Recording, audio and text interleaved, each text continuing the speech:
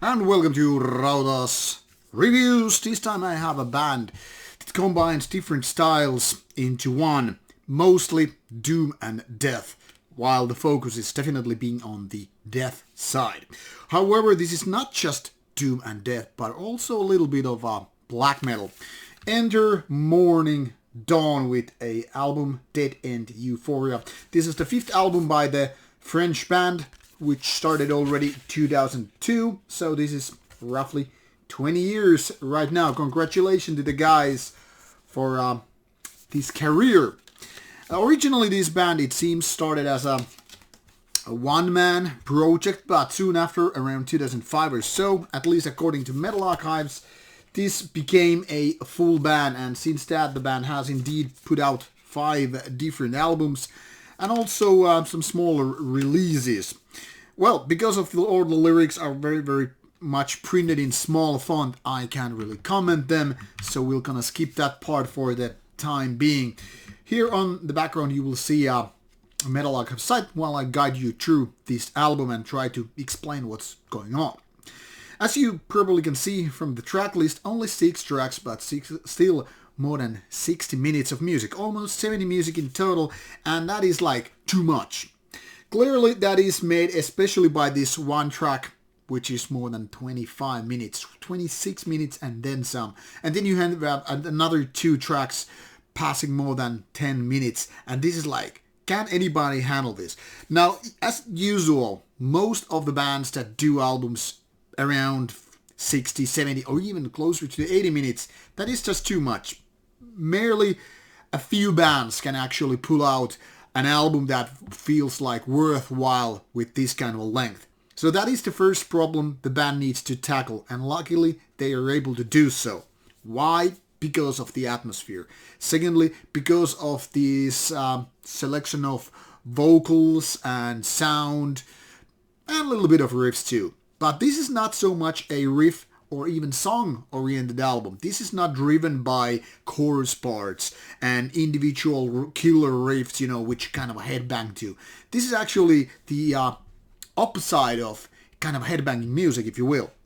I'll try to elaborate on that by saying that this definitely mostly rides with the rather slow tempo. There are faster parts, given that.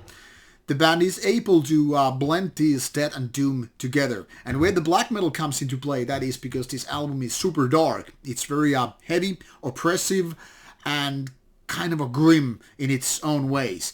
That is where the kind of blackness seeps into the music. And it's more like coloring, or removing the colors, if you would like to think like that, the blackness into the music and making this very dark and sinister kind of album. By the way, it comes to Death and Doom, that is where it's mostly because of the riffs. The riffs are very much death metallic, and as such, the overall feeling is kind of dominated by something that we could call Death and Doom. Why Doom? Because of the slow tempo and in general, I'm this, Death Doom feeling, if you get my drift.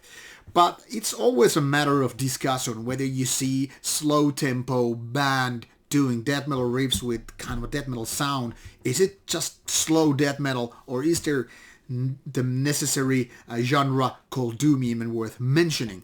Now, I would say yes, but it's more like this is 50% death metal, maybe some 30% of doom, and that last 20 or so, that's the black metal part. So it's definitely blending in different kind of genres or subgenres, and then it's how it turns out to be a rather interesting thing.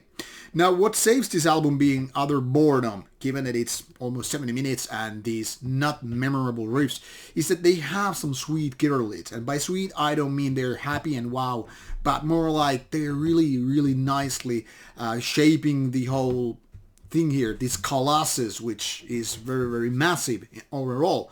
Also, this kind of a massive sound, even though it could be kind of a sharper and more clear, it actually supports the music by becoming this big mass of, kind of a blob that kind of seeps towards you with slow pace. It's like an organic tank made of slime and unrecognizable human parts. It's like from a horror movie.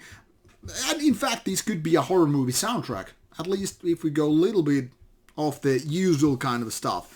And then you have these vocals which are, including different styles in the music. One could say there is not only pure death metal vocals present, but a little bit like a black metal twist in it.